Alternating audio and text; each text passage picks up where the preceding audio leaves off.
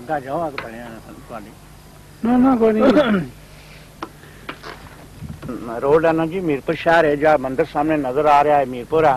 पुराना मीरपुर तो उसने के बाद अगे फिर खड़ शुरू हो जाती है उसके बाद साढ़े कारण जिदे असीं जा रहे हैं और ये जबरदस्त सीनरी नजर आ रही है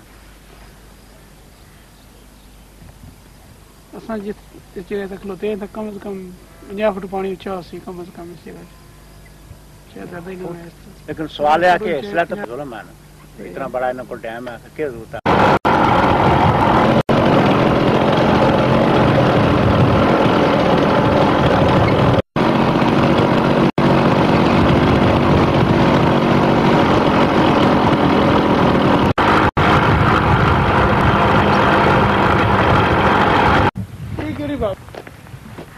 बनी बावली तुम उतो पौड़ियां लगियां थले जा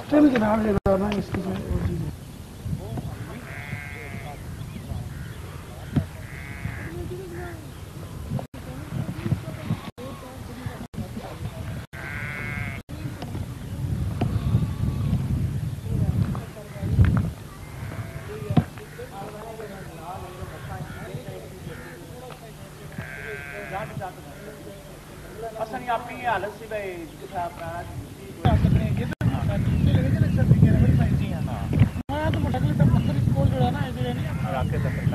खड़े करके ना पैदल दो ही तरीके ना झाड़ना इनाम जड़ा ना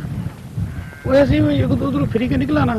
वो ऐसे शायद करीब 3 जगह पहुंच जा